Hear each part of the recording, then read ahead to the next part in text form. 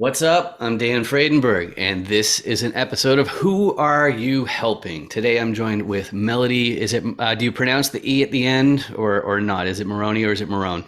Melody Marone, you got it. Okay, good stuff. And if you have never seen a Who Are You Helping before, maybe you've seen the Chance Encounter interviews where I interview commercial real estate investors. And what the Who Are You Helping is all about is that sometimes I meet somebody where I know that either I or my network definitely could use somebody like the person I'm interviewing, but I'm not entirely sure, or at least I just want to give them a platform so that the people in my network can find out more about what my guest has to offer. So, first of all, Melody, could you please introduce yourself to the audience? Awesome. So my name is Melody Marone, or most call me Mel. I am from Tampa, Florida, and I work with ELB Consulting. We do cost segregation studies. All right, awesome. So, first question that we always have is who do you help professionally? And the reason why I'm asking that is because I've got a background in marketing and also in consultation, and I find that very often people, especially if they're an entrepreneur or something like that, or a working stiff, whatever you want to call it, you'll often be in a position where you know what you do, your boss knows what you do, but explaining it is not so easy. So I like to narrow people down to say, who exactly is it that's giving you money on a regular basis and what is it for? Melody, I don't know what side of cost segregation you're in or if you want to talk about that or you specifically, but who do you help professionally?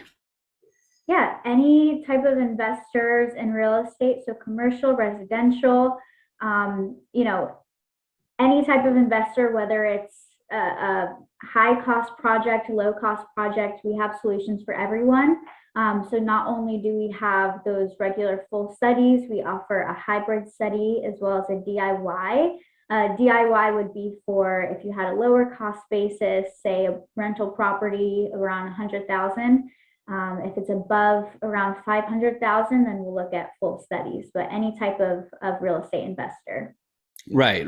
And so, for you in the audience, if you don't know real estate that well, one of the really crazy parts that actually, I think it makes landlords end up looking like a tightwad, really. But what happens is that every little expense that you have in a rental property, the difference it makes in the valuation when you cut a cost, it's can be like 200 times the amount or more that you actually end up saving. So cost segregation is super duper simple to explain, which is that you just go through every single expense and say, hey, could this be a little bit cheaper? You know, hey, is this for taxation purposes? Is this the best way to categorize it and things like that? Is that about right there, Melody? Do you have anything to add to that, or is Yeah, that pretty good?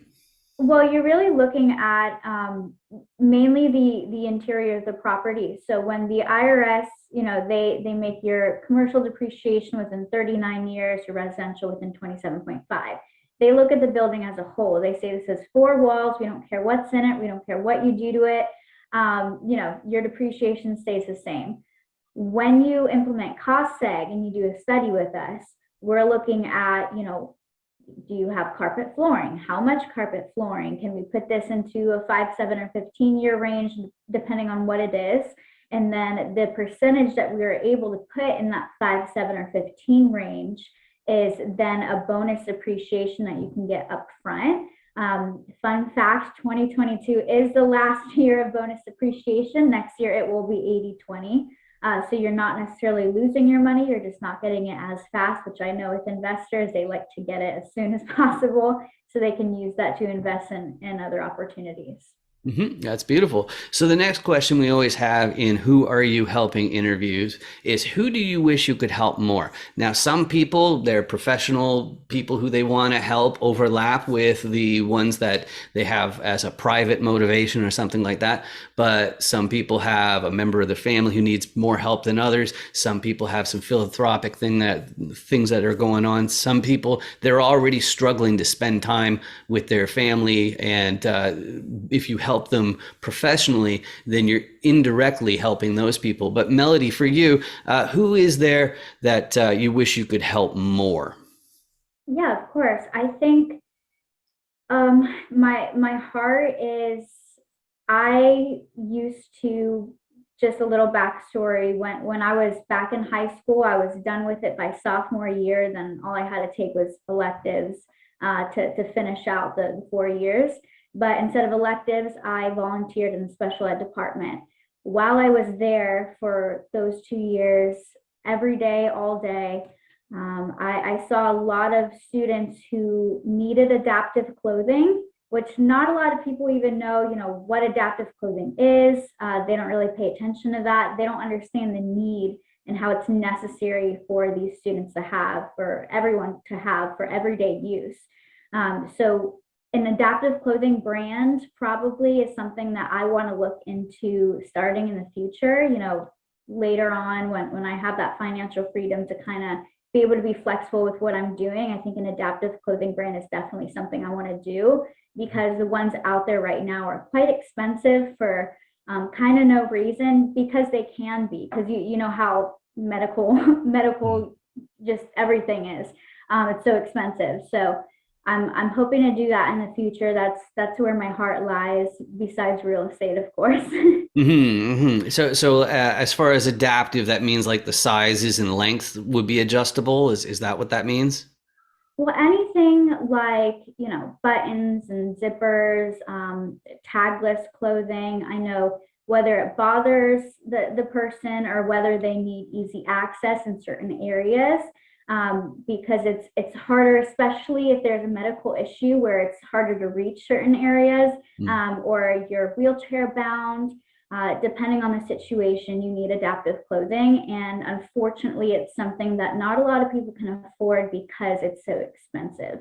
All right, great. And the next question I always have is, how can people help you? I don't know if you're like this, but a lot of professionals, they end up going into work day in and day out, and nobody ever asks them that. And so that's why I think it's important to give people an opportunity. You're on the younger side, so I think using the Santa Claus analogy is a little bit creepy, saying like, just this, what do you want for Christmas, that sort of thing. But maybe if you want genie in the lamp, imagine lamp, genie comes out, and the genie is the person who's in the camera right here. And what would you wish for as far as how can people help you? I think just for starters, doing your research on cost seg. Not a lot of people know about it. Once you find it, it's like hitting the jackpot. Everyone that I've talked to about it is like, oh my gosh, I wish I knew this sooner. I get that all the time. First, do your research, go listen to podcasts, watch videos like these. And then, I'm very, very active on LinkedIn, my email, I'm checking all that all the time. So just reach out, ask about it and talk to others about it if you already know about cost seg. All right, awesome. And so the best way to reach out to you, you mentioned LinkedIn. That is the best. There's not a website or something that's better, or Well, we have a website, elbcostseg.com, or if you wanted to do DIY, we have DIYcostseg.com. You can also email me at melody@elbcostseg.com, or I'm very active on LinkedIn. Great. And the adaptive clothing part, like if somebody says, "Hey, that's something that's worth contributing to," should they reach out to you for that, or is there like some sort of organization you can think of that's better to reach out to, or?